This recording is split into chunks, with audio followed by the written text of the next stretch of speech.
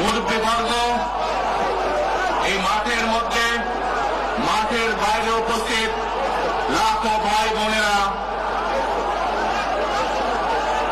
সাংবাদিক ভাইরা, ধানের শীষের ভোটাররা, আসসালামু আলাইকুম। আসসালামু আলাইকুম। আপনারা ভালো আছেন?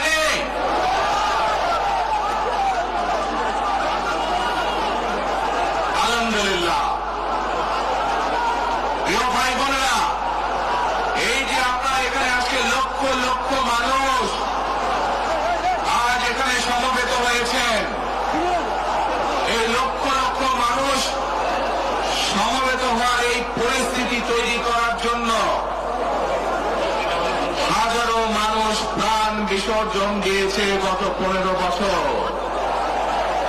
আপনারা আজকে এই যে লক্ষ মানুষ এখানে উপস্থিত হয়েছেন, আপনাদের যে রাজনৈতিক অধিকার প্রতিষ্ঠা করার জন্য, আপনাদের কথা বলার বাক স্বাধীনতার অধিকার, আপনাদের নিরাপত্তা পাওয়ার অধিকার প্রতিষ্ঠিত করার জন্য আজ যে আপনারা এখানে একত্রিত হয়েছেন, এই অধিকার প্রতিষ্ঠিত করতে গিয়ে আমরা আমাদের মাঝে থেকে ইলিয়াস আলীকে হারিয়েছি, আমরা আমাদের মাঝে থেকে জুনায়েদকে হারিয়েছি, আমরা আমাদের মাঝে থেকে দিনারকে হারিয়েছি।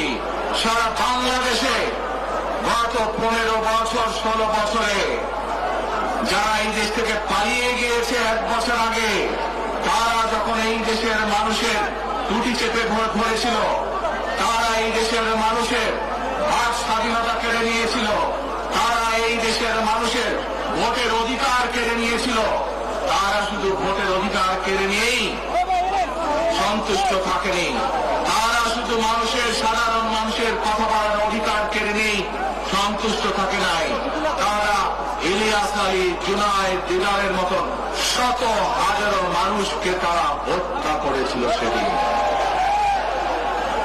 তারা বাংলাদেশের লক্ষ লক্ষ বিএনপি সহ লক্ষ লক্ষ সাধারণ মানুষকে গুম খুনের মামলা দিয়ে জর্জরিত করেছিল। প্রিয় ভাই বোনেরা, আমরা দেখেছি বিগত 15-16 বছরে উন্নয়নের নাম করে কিভাবে দেশের মানুষের সম্পদ লুটপাট করে বিদেশে পাচার করে দেওয়া হয়েছে। আজকে এই যে ঢাকা থেকে সিলেট বা সিলেট থেকে ঢাকার যে মহাসড়ক, 2005 সালে আমি এসেছিলাম, সুনামগঞ্জে বন্যা হয়েছিল, আমার আজকে আসতে লেগেছিল 4.5 ঘন্টার মতো, কিন্তু আজ আমরা দেখি 10 ঘন্টার মতন সময় লাগে। সিলেটের এই পুণ্যভূমির মানুষ, বহু মানুষ আছেন যারা লন্ডনে যাতায়াত করেন, লন্ডন যেতেও এত সময় লাগে না, প্লেনে করে যেতেও। এই হচ্ছে আজকে উন্নয়নের ফিরিস্তি।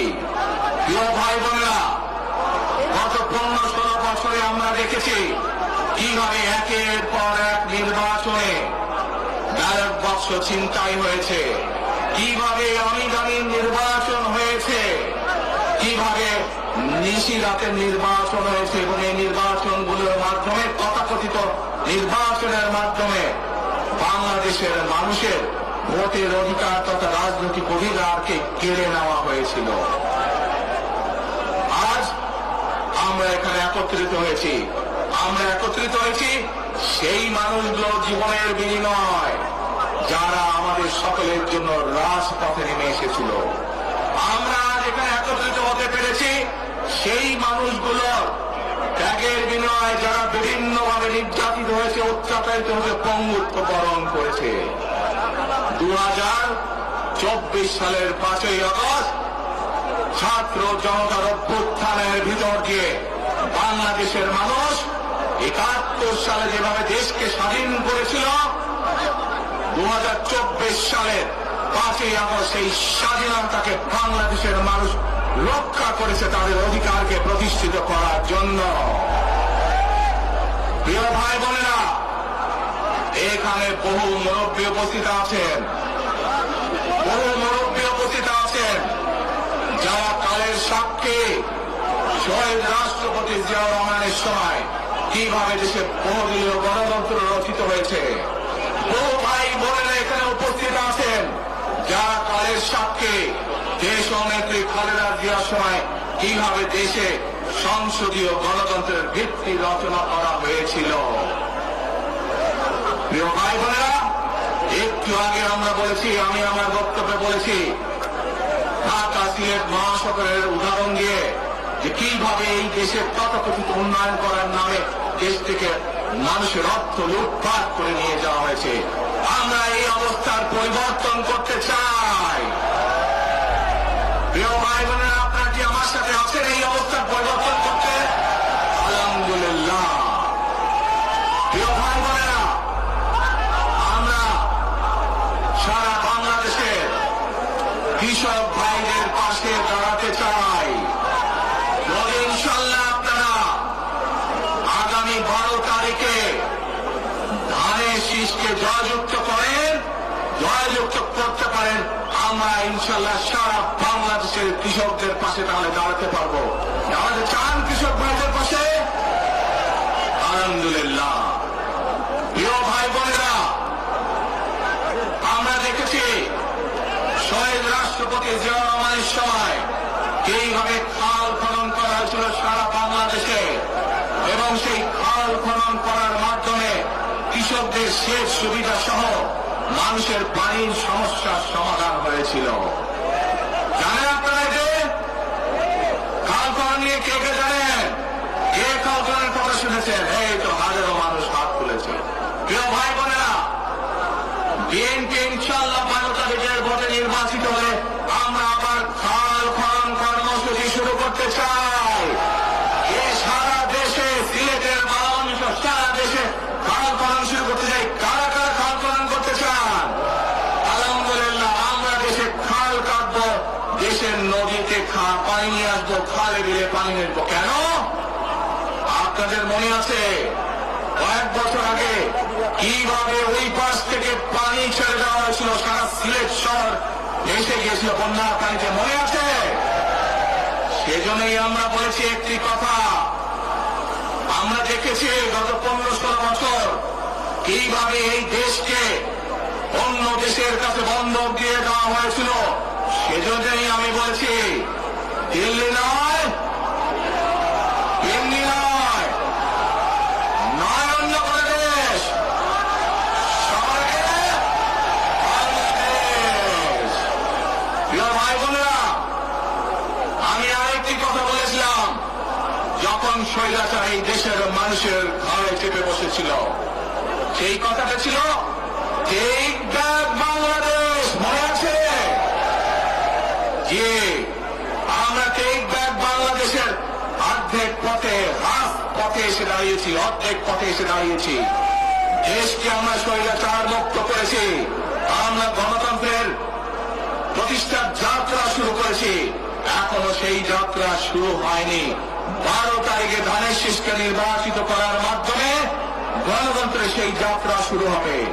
টেক ব্যাক বাংলাদেশ মানে শুধু গণতন্ত্রের রক্ষা নয়, এর সাথে আরো কথা আছে। ওই যে বললাম খাল খনন, ওই যে বললাম কৃষক ভাইদের পাশে দাঁড়ানো, শুধু এখানেই থেমে থাকলে চলবে না। আমাদের দেশের জনসংখ্যার অর্ধেক হচ্ছে মা বোনেরা, অর্থাৎ নারী সমাজ। এই মা বোনদের কাছে আমরা নির্বাচিত ইনশাআল্লাহ 12 তারিখে ধানের শীষ নির্বাচিত হলে আমরা তাদের কাছে তাদেরকে স্বাবলম্বী করে গড়ে তোলার জন্য, এখানে আপনাদের যাদের সংসার আছে জানেন, স্বামী স্ত্রী দুইজনে মিলে সংসার সুন্দর হয়, যাতে আমাদের মায়েরা আপনাদের পাশে, বোনেরা আপনাদের পাশে থেকে সংসারকে সচ্ছলভাবে গড়ে তুলতে পারেন। আমরা গ্রামে গ্রামে, শহরে শহরে সকল দুস্থ পরিবার যারা আছে, মধ্যবিত্ত নিম্নমধ্য সকল পরিবার কাছে ফ্যামিলি কার্ড পৌঁছে দিতে চাই। এই ফ্যামিলি কার্ডের মাধ্যমে আপনার পরিবার, আপনার মা বা আপনার স্ত্রী, আপনার বোনের মাধ্যমে আপনার পরিবার সহযোগিতা পাবে। কিন্তু এই ফ্যামিলি কার্ডকে যদি বাস্তবায়ন করতে হয় তাহলে কি করতে হবে? কি করতে হবে? ধানের শীষকে জয়যুক্ত করতে হবে। পারবেন ইনশাআল্লাহ? প্রিয় ভাই বোনেরা, কৃষক ভাইদেরকে যেমন কৃষিকাজ দিতে চাই আমরা সহযোগিতা করার জন্য, মা বোনদেরকে দেশনেত্রী খালেদা জিয়া যখন দেশ পরিচালনার দায়িত্বে ছিলেন মা বোনদেরকে বিনামূল্যে শিক্ষার ব্যবস্থা করে দিয়েছিলেন, মনে আছে? এখানে বহু মা বোন আছে সেই সময় যারা এই সুবিধা পেয়েছিলেন। আপনাদের ঘরে বহু মা বোন আছে যারা সেই সুবিধা পেয়েছিলেন। আর সেই মা বোনদেরকে আমরা ফ্যামিলি কার্ডের মাধ্যমে খালেদা জিয়ার সরকার শিক্ষার সুযোগ করে দিয়েছিলেন। আপনাদের আগামী দিনের ধানের শীষের সরকার, বিএনপি সরকার সেই শিক্ষিত মা বোনদেরকে, সেই মা বোনদেরকে, সকল মা বোনদেরকে অর্থনৈতিকভাবে আমরা স্বাবলম্বী করে গড়ে তুলতে চাই। প্রিয় ভাই বোনেরা, আসেন এবার টেক ব্যাক বাংলাদেশের আরেকটি কাজ বাকি আছে।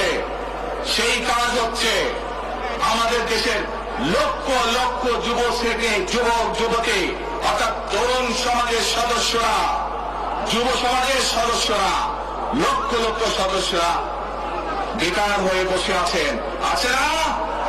এই বেকারদের জন্য আমরা কর্মসংস্থান তৈরি করতে চাই। সিলেটের মানুষ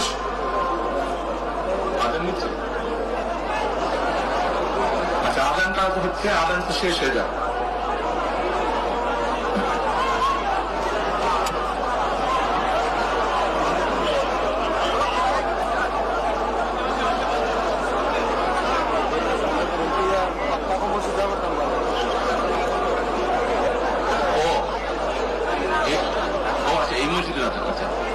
প্রিয় ভাই বোনেরা, এই দরগান মসজিদের আজান শুরু হলে আমরা কিছুক্ষণ বিরতি দিব আজানটা শেষ হওয়া পর্যন্ত। তাহলে তার আগে বক্তব্য রাখি নাকি? আচ্ছা, এই যে লক্ষ লক্ষ ভাই বোনেরা, সিলেটের মানুষ, অধিকাংশ মানুষ কোথায় যায়? লন্ডনে, তাই না? আরো অন্যান্য দেশে যায়। কিন্তু এই যে মানুষগুলো যাচ্ছে, এই মানুষগুলোকে আমরা বিভিন্নভাবে ট্রেনিং দিতে চাই। ট্রেনিং দিয়ে ভাষা শিক্ষার মাধ্যমে আমরা এই মানুষগুলোকে দক্ষ করে গড়ে তুলতে চাই। সিলেটের বহু মানুষ সৌদি আরব সহ মধ্যপ্রাচ্যের বিভিন্ন দেশে যায়। আমরা এই মানুষগুলোকে দক্ষ করে গড়ে তুলে কর্মসংস্থানের সুযোগ তৈরি করতে চাই। কিন্তু সেই সুযোগ তৈরি করা একমাত্র তখনই সম্ভব যখন কে আপনার ধানের শীষকে জয়যুক্ত করতে পারবেন। কি পারবেন? যুব সমাজের কর্মসংস্থান তৈরি করতে চাই। আমার লক্ষ লক্ষ ভাই বোনেরা বেকার হয়ে বসে আছে, আমরা তাদেরকে বেকার রাখতে চাই না। আমরা তাদের জন্য কাজের সংস্থান সৃষ্টি করতে চাই, কারণ তারা যাতে স্বাবলম্বী হতে পারে। তাদেরকে বিভিন্ন বিষয়ে ট্রেনিং দিয়ে আমরা দক্ষ শ্রমিক হিসাবে গড়ে তুলতে চাই, সেটি দেশের ভেতরে, দেশের বাইরে যাতে করে তারা কর্মসংস্থানের ব্যবস্থা করতে পারে। সরকার থেকে আমরা ইনশাআল্লাহ সেই ব্যবস্থা গ্রহণ করব, যাতে সেই দক্ষ মানুষটিকে সারা পৃথিবীতে আমরা ছড়িয়ে ছিটিয়ে দিতে পারি, যাতে করে তারা স্বাবলম্বী হয়ে নিজের পায়ে দাঁড়াতে পারে। প্রিয় ভাই বোনেরা, আমরা বহু মানুষের জীবনের ত্যাগের বিনিময়ে আজকে এই গণতন্ত্রকে আমরা প্রতিষ্ঠিত করার পথে এগিয়ে যাচ্ছি। কিন্তু আমরা বিগত কিছুদিন ধরে খেয়াল করে দেখছি, বাংলাদেশের কোন মহল, এই দেশের ভেতরে কোন কোন মহল ষড়যন্ত্রের চেষ্টা করছে। গত কয়েকদিন ধরে আপনারা দেখেছেন, পত্র পত্রিকায় এসেছে, বিভিন্ন সোশ্যাল মিডিয়াতে এসেছে, মধ্যপ্রাচ্য সহ বিভিন্ন দেশে পোস্টাল ব্যালট যেগুলো পাঠানো আছে সেগুলোকে কিভাবে ডাকাতি করা হয়েছে। ঠিক যারা এই দেশ থেকে পালিয়ে গেছে তারা যেভাবে আপনাদের ভোট ডাকাতি করেছিল, ঠিক একইভাবে আবার সেই ষড়যন্ত্র শুরু হয়েছে। দেখেছেন আপনারা? দেখেছেন? প্রিয় ভাই বোনরা, সেই ষড়যন্ত্রের বিরুদ্ধে সজাগ থাকতে হবে। বিদেশে বসে তারা ষড়যন্ত্র করছে, একইভাবে আপনাদের আবার যে ইলিয়াস আলী, দিদার, জুনায়েদ সহ হাজারো মানুষের প্রাণের বিনিময়ে যে অধিকার আমরা অর্জন করেছি, 24-এ গণ আন্দোলনের, জনগণের আন্দোলনে সিলেট শহরে 13 জন আমাদের জীবন দান করেছে, 13টি প্রাণ ঝরে গিয়েছে আমাদের। প্রিয় ভাই বোনেরা, এই প্রাণগুলোর বিসর্জনের মাধ্যমে আমরা যে অধিকার আদায়ের পথে নেমেছি, একটি কুচক্রী মহল এর ভিতরে ষড়যন্ত্র শুরু করে দিয়েছে। দেশের ভেতরেও তাদের ষড়যন্ত্র থেমে নেই। কিন্তু 2024 সালের 5ই আগস্ট এই বাংলাদেশের জনগণ প্রমাণ করে দিয়েছে যে বাংলাদেশের জনগণ ঐক্যবদ্ধ থাকলে, ঐক্যবদ্ধভাবে নেমে আসলে যে কোন ষড়যন্ত্রকে বাংলাদেশের মানুষ প্রতিহত করতে পারে। পারবেন আপনারা প্রতিহত করতে? ইনশাআল্লাহ। প্রিয় ভাই বোনেরা, এখন আমি আপনাদের সামনে একটি প্রশ্ন করতে চাই। এইখান থেকে আমার সামনে যারা বসে আছেন, এর মধ্যে থেকে মুরব্বী যারা বসে আছেন, ওমরা বা হজ করতে গিয়েছেন, এরকম একজন হাত তুলেন, ওমরা বা হজ করে আসছেন, একজন মুরব্বী মানুষ, ওই যে লাল টুপি পরে নিয়ে আসো তোমাকে। আপনি আসেন দেখি সামনে, সামনে আসেন, আমার কাছে আসেন।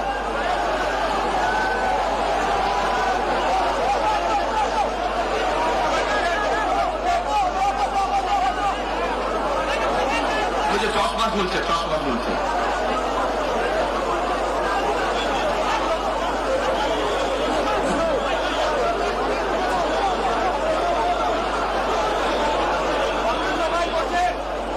আপনারা বসেন, উনি এখনই মঞ্চে উঠবে, আপনারা সবাই দেখতে পারবেন কে মানুষটা।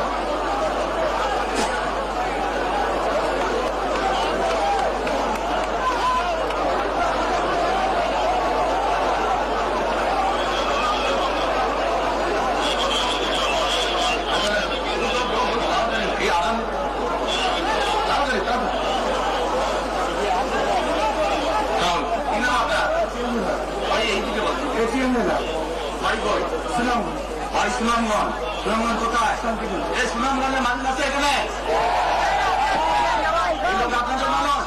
আচ্ছা, এখন বলেন কবে গেছিলেন আপনি? হজে উমরায় গেছিলেন? 16 এখন আমাকে বলেন, আপনি তো উমরা হজ করেছেন, আপনি কাবা শরীফে গেছেন, কাবা শরীফের মালিককে জোরে বলেন আল্লাহ। কাবা শরীফের মালিককে আল্লাহ। আল্লাহ। আমরা মুসলমান সবাই এই দিন দুনিয়ার, আমরা যে পৃথিবী দেখি, পৃথিবীর মালিককে আল্লাহ। এই সূর্য নক্ষত্র যা দেখি তার মালিককে আল্লাহ। বেহেশতের মালিককে আল্লাহ। দোজখের মালিককে আল্লাহ। আপনারা সকলেই সাক্ষী দিলেন দোজখের মালিক আল্লাহ, বেহেশতের মালিক আল্লাহ, এই পৃথিবীর মালিক আল্লাহ, কাবার মালিক আল্লাহ। আরে ভাই, যেটার মালিক আল্লাহ সেটা কি অন্য কেউ যাওয়ার ক্ষমতা রাখে? রাখে না। তাহলে কি দাঁড়ালো? নির্বাচনের আগেই একটি দল এই দিব ওই দিব বলছে, টিকিট দিব বলছে না? এটার মালিক মানুষ না। সেইটার কথা যদি সে বলে, সেরেজি করা হচ্ছে, হচ্ছে না? যার মালিক আল্লাহ, যার অধিকার শুধু আল্লাহ একমাত্র, সবকিছুর অধিকার উপরে আল্লাহর অধিকার। আগেই তো আপনাদেরকে ঠকাচ্ছে, নির্বাচনের পরে তাহলে কেমন ঠকাবে আপনাদেরকে বোঝে নেওয়া। শুধু ঠকাচ্ছেই না মানুষকে, যারা মুসলমান তাদেরকে শিরকি করাচ্ছে তারা। নাউযুবিল্লাহ। প্রিয় ভাই বোনেরা, কেউ কেউ বলে অমুককে দেখেছে, তমুককে দেখেছে, এবার একে দেখেন। প্রিয় ভাই বোনেরা, 1971 সালের যুদ্ধ, যে যুদ্ধে লক্ষ মানুষের প্রাণের বিনিময়ে দেশ স্বাধীন হয়েছে, আমাদের এই প্রিয় মাতৃভূমি।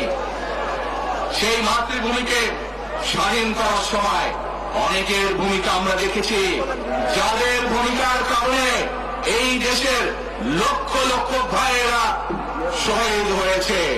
এই দেশের লক্ষ লক্ষ মা বোনেরা তাদের সম্মান হানি হয়েছে। কাজে তাদেরকে তো বাংলাদেশের মানুষের মধ্যে দেখেই নিয়েছে। এখন প্রিয় ভাই বোনেরা, এই কুফরির বিরুদ্ধে, এই হটকারিতার বিরুদ্ধে, এই মিথ্যার বিরুদ্ধে আমাদেরকে ঐক্যবদ্ধ হতে হবে। আমাদেরকে ওই যে টেক ব্যাক বাংলাদেশে থাকতে হবে। আমরা দেশকে স্বৈরাচার থেকে মুক্ত করেছি, এখন মানুষের অধিকারকে প্রতিষ্ঠিত করতে হবে।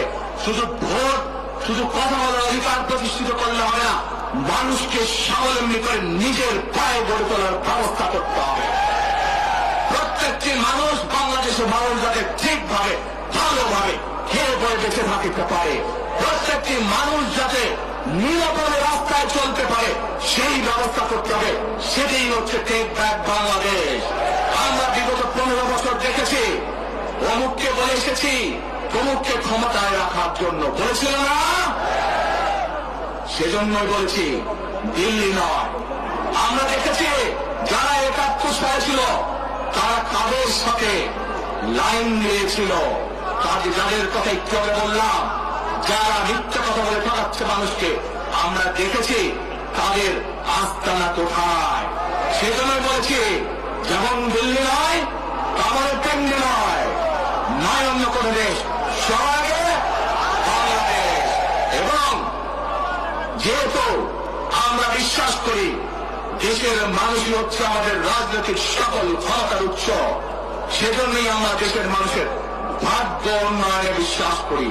এবং সংক্ষেপে আপনাদের সাথে যে কথা বললাম, শুধু ভোট এবং কথা বলার অধিকার না, বিএনপি চায় আপনাদের দেশের মানুষকে অর্থনৈতিকভাবে স্বাবলম্বী করে তুলতে, দেশের নারী সমাজকে, মা বোনদেরকে, দেশের যুব সমাজকে, দেশের প্রত্যেকটি কৃষক সহ প্রত্যেকটি শ্রেণী পেশার মানুষকে বাংলা বিএনপি চায় আগামী দিনে ইনশাআল্লাহ সরকার গঠন করে প্রত্যেকটি মানুষকে স্বাবলম্বী করে গড়ে তুলতে। প্রিয় ভাই বোনেরা, সেজন্যই আমরা আরেকটি কথা বলি, আমরা দেখেছি কিভাবে শহীদ জিয়ার সময়, দেশে খালেদা জিয়ার সময় দেশকে আমরা এগিয়ে নিয়ে গেছিলাম। দেশে কলকারখানা তৈরি হয়েছিল, মানুষের কর্মসংস্থান হয়েছিল, দেশের মানুষ বিদেশে গিয়েছিল। সেজন্যই আমরা বলতে চাই, করব কাজ, করব দেশ, সবার আগে বাংলাদেশ। করব কাজ, করব দেশ, সবার আগে বাংলাদেশ। শেষে আবারও আপনাদের কাছ থেকে আগামী 12 তারিখে ধানের শীষের পক্ষে ভোট চেয়ে একটি কথা বলতে চাই, ইনশাআল্লাহ আগামী দিনে বিএনপি সরকার গঠিত হলে আমরা নবী করিম সাল্লাল্লাহু আলাইহি ওয়াসাল্লামের ন্যায় পরায়ণতার ভিত্তিতে ইনশাআল্লাহ দেশকে পরিচালনা করব। আল্লাহ